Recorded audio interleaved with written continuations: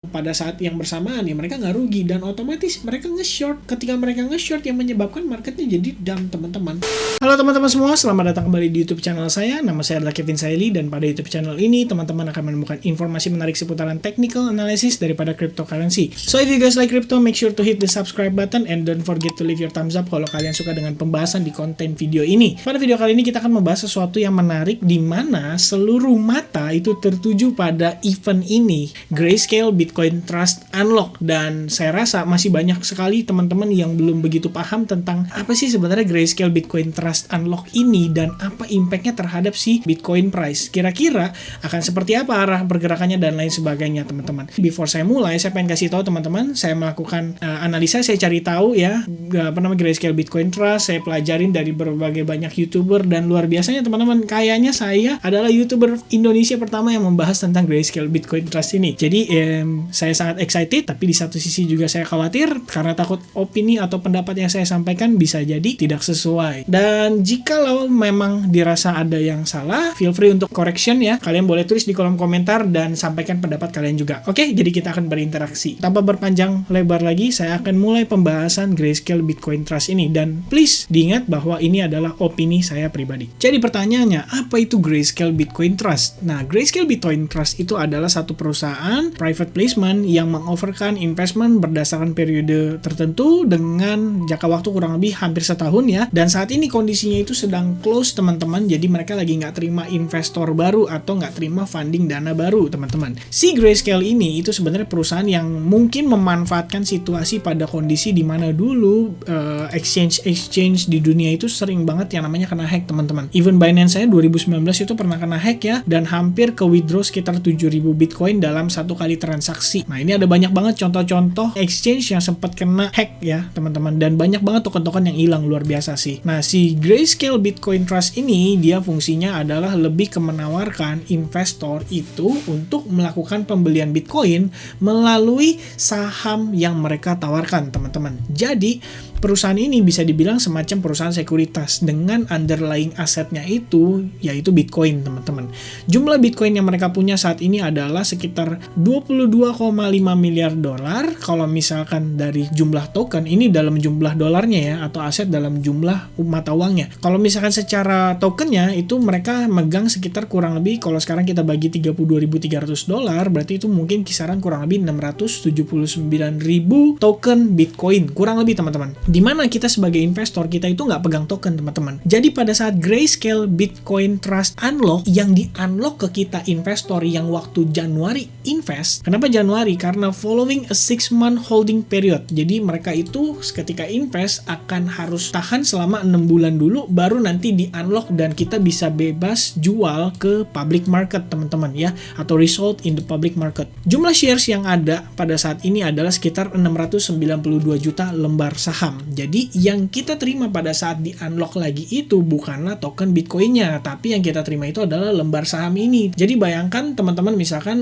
berada di satu perusahaan ini teman-teman butuh investor, lalu kita invest, kita dikasih lembar saham, tapi lembar saham kita itu nggak boleh dijual, teman-teman. Dijualnya itu setelah nanti 6 bulan mendatang. Kurang lebih prinsipnya Grayscale itu seperti itu. Jadi kalau misalkan saya institusi besar atau orang-orang dengan pemegang dana besar, big fund, terus saya pengen invest di Bitcoin dan saya takut taruh di exchange, teman-teman, maka opsinya itu ada yang seperti Grayscale ini. Mereka itu adalah perusahaan yang menawarkan fasilitas ini gitu, dimana ketika kalian invest di sini sebenarnya dana kita itu dibelikan Bitcoin, kurang lebih seperti itu. Jadi net asset value-nya mereka atau NAV-nya mereka itu semua berdasarkan daripada value Bitcoin, teman-teman. Kalau kalian lihat shares-nya mereka itu naik turunnya kurang lebih sama dengan harga yang Bitcoin bergerak juga. Kurang lebih seperti itu gambarannya untuk si perusahaan Grayscale Bitcoin Trust ini. Nah, yang menarik teman-teman, jika seandainya saya adalah seorang investor daripada Grayscale Bitcoin Trust, saya itu kan bisa bebas menjual saham saya setelah saham saya itu di-unlock pasca penahanan selama 6 bulan itu. Dan pada saat saya menjual saham saya, sebenarnya yang menarik itu adalah kita bisa jual di atas harga rata-rata yang sesungguhnya jika dihitung dari valuasi perusahaan tersebut. Jadi sebagai contoh nih, misalnya per satu lembar, let's say harganya Rp10.000 nih teman-teman, per satu lembar, let's say. Pada tanggal 6 Juni 2018, kalian lihat di situ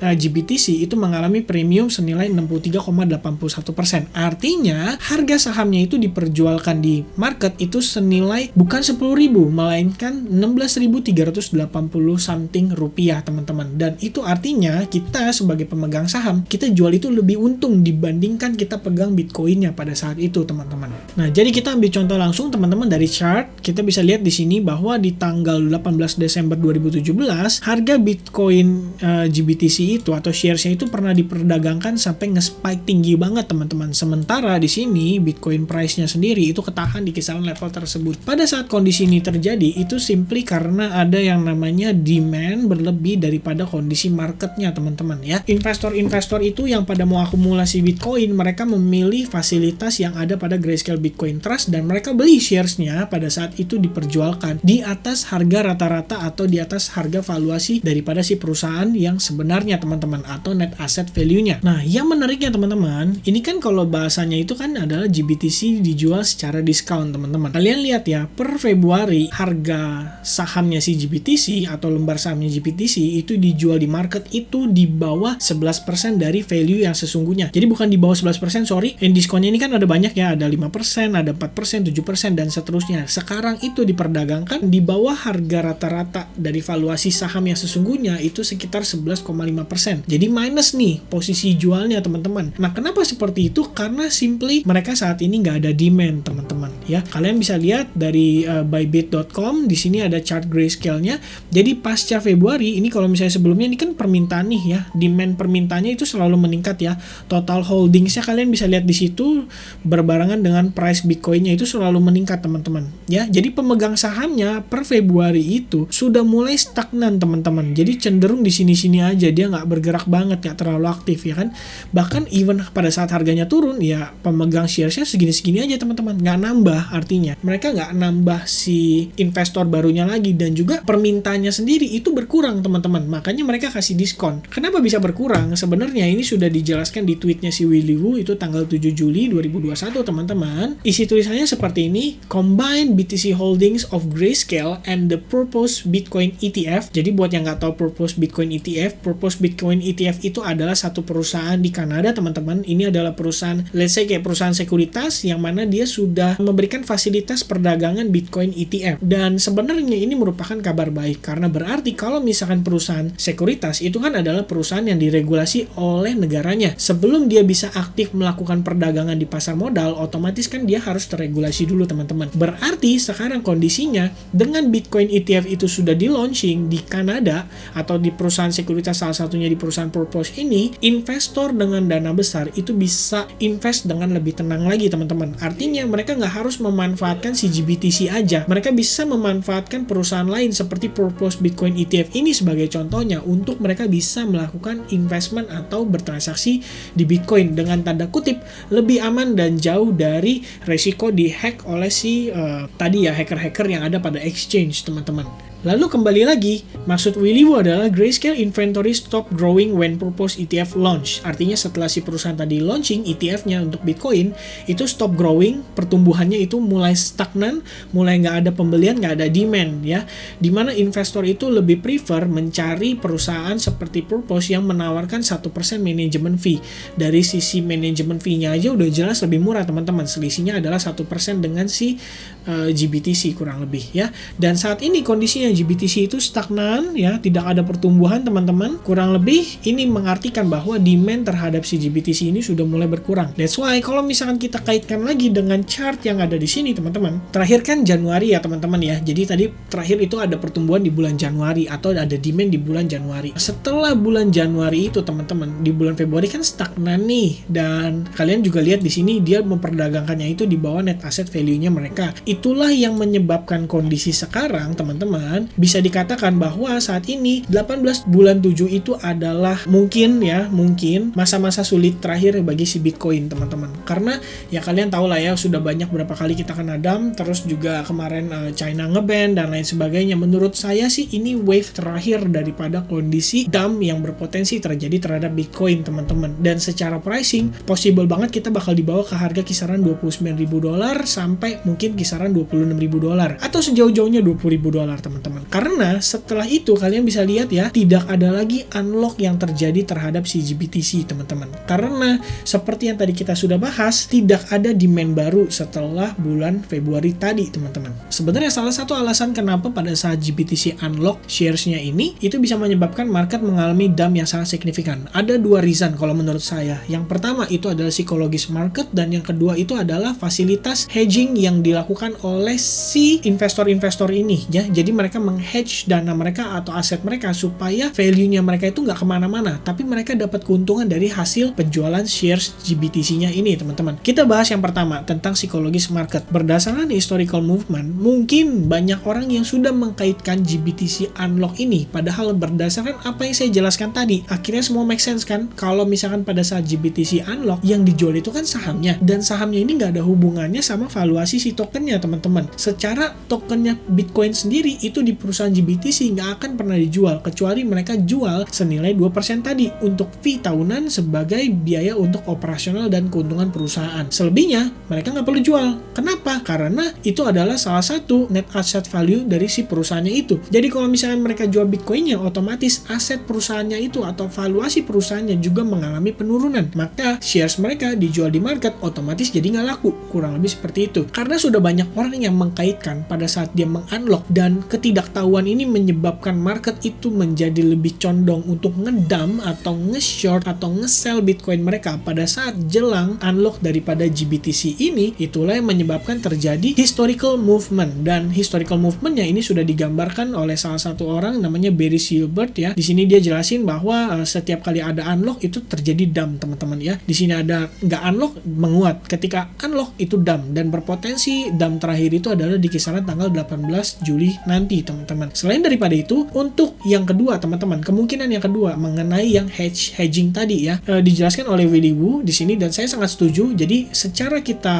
trading kayak gini kurang lebih teman-teman ya. Saya punya dana 100 juta, saya invest di Grayscale, lalu saya terima saham, lembar saham senilai 100 juta itu, atau mungkin bisa lebih tinggi tergantung dari kondisi pada saat saya melakukan pembelian saham tersebut. Di saat yang bersamaan, saya nge-short atau nge-sell Bitcoin menggunakan fasilitas futures. Di sini saya invest 100 juta, di sini saya nge-short 100 juta. Kalau misalnya Bitcoinnya naik, di sini saya untung, di sini saya rugi. Tapi secara value sama aja teman-teman. Kurang lebih itu adalah istilah hedging atau locking di dalam trading. Lalu kita dapat keuntungan dari Bitcoin ya, kita dari nge-short Bitcoin kita dapat keuntungan dari GBTC-nya sendiri. Pada saat kita ngejual, kita dapat premiumnya teman-teman. Premium itu ya kondisi yang tadi ketika saya jelaskan, di mana kita bisa ngejual saham kita itu di atas harga valuasi normal. Jadi misalnya contoh teman-teman, let's say teman-teman punya saham BCA di mana satu lembar anggaplah misalnya harganya 30.000. Premiumnya pada saat itu kondisi diperjualkan di pasar itu pasarannya bukan di 30.000 tapi di 33.000. Pertanyaannya teman-teman, kalau misalkan teman-teman pemegang sahamnya, mungkin nggak teman-teman jualnya di harga 29.000? Pasti nggak mau dong, karena kita rugi, dan kita akan jual itu di atas daripada harga valuasi yang sesungguhnya. Jadi misalkan valuasinya seharusnya 30.000 dan sekarang pasaran lagi 33.000, ya udah kita jual 33.000. Berarti kita secara nggak langsung untung 10% dari GBTC premium. Tapi di sisi lain, dari posisi shortnya kita, itu kita nggak rugi sama sekali teman-teman. Karena kalau misalkan ini clear, ini liquid, dua-duanya kita sudah liquid, maka kita sudah aman teman-teman. Secara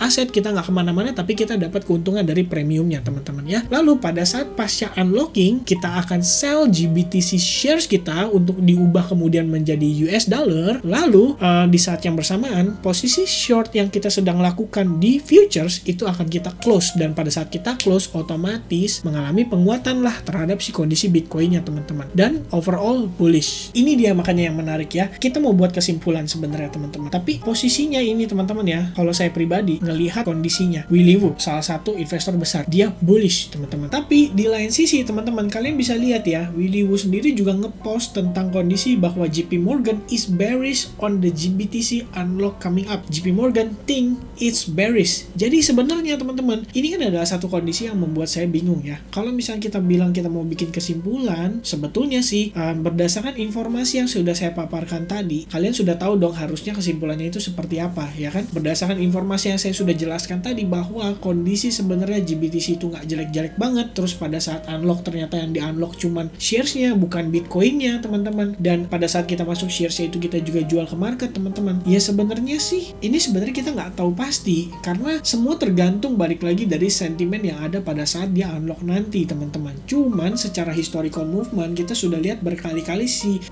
pada saat GBTC unlock ini market itu mengalami dump ya. Dumpnya itu sudah saya jelaskan juga tadi ya kan. Karena pertama dari faktor psikologis di mana orang-orang berpikir bahwa oke, ketika GBTC unlock berarti itu dump. Dari sisi trading kalian sudah tahu tadi bahwa orang-orang yang institusi itu menggunakan fasilitas hedging dari futures supaya pada saat yang bersamaan ya mereka nggak rugi, dan otomatis mereka nge-short. Ketika mereka nge-short yang menyebabkan marketnya jadi dump, teman-teman. Kalian lihat di sini Wiribu juga udah ngejelasin ya. Is the upcoming Grayscale ETF unlock bullish or bearish for BTC price? 37,9% orang bilang bullish, 21,4% orang bilang bearish, 40,7% orang bilang I don't know. Dan berarti kalau secara total 40% ditambahkan dengan 21%, which means totalnya 61%, teman-teman, itu bilang bearish. Bearish dalam arti, contoh misalnya simple, teman-teman. Kalian yang biasa trading, terus tiba-tiba ada teman nanya, dia nggak ngerti, bro, GBTC itu apaan sih? Kok dia mau unlock apaan nih? Jangan-jangan mau ada dump besar-besaran? Dia nggak tahu. Nanyanya sama orang yang taunya itu bearish, teman-teman. Nih bro, lu lihat aja. Biasanya marketnya kalau misalkan GBTC unlock itu mengalami penurunan kayak gini. Berarti mendekati unlock nanti,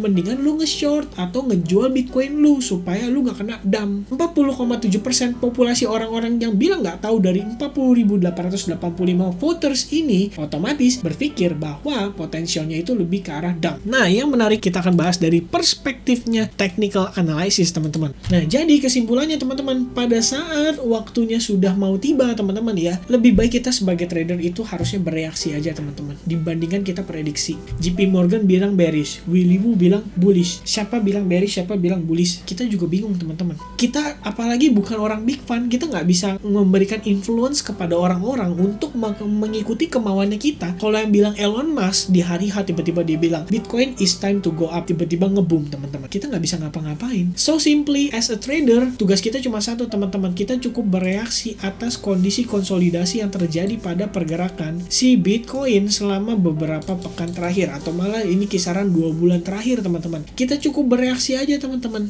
pada kondisi ini. Kalau misalnya dia breakout ke atas, ya udah kita buy atau kita go long. Kalau misalnya dia breakout ke bawah, ya udah kita short, kita go sell, teman-teman. Oke, kurang lebih itu yang bisa saya sampaikan seputar pergerakan Bitcoin diakibatkan oleh impact daripada Grayscale Bitcoin, kurang lebih ya. Kalau misalkan naik, obviously kita akan ngejar ke target berikutnya, teman-teman. Dan kalau misalnya turun, mungkin kita akan ngejar sampai ke kisaran $20.000, teman-teman. Dan ini adalah berdasarkan analisa yang sudah sering saya lakukan. Jadi kalau misalkan teman-teman butuh analisanya lagi, saya akan kasih di sini ya. Nanti saya akan juga bahas dari video saya seperti biasa, teman-teman. Kita akan coba discuss soal hal ini ya, dimana analisa tersebut mengelit untuk market berpotensi ngedam sekali lagi dengan potensi terbentuknya pola rounding top ini pada time frame weekly. So, itu aja seputaran informasi yang bisa saya sampaikan terkait Grayscale Bitcoin Trust unlock minggu depan, teman-teman. Bagi teman-teman semua, saya harap semua tetap dalam kondisi sehat, stay away dari COVID ya, supaya tidak terkena COVID. Lalu juga semoga tradingnya cuan terus ya dengan technical analysis. Itu aja mungkin informasi yang bisa saya sampaikan. If you like this video, don't forget to leave your thumbs up dan jangan lupa juga subscribe channel ini kalau kalian suka dengan pembahasan-pembahasan yang ada pada channel ini. Dan saya akan berjumpa lagi dengan Anda di video berikutnya. Cheers!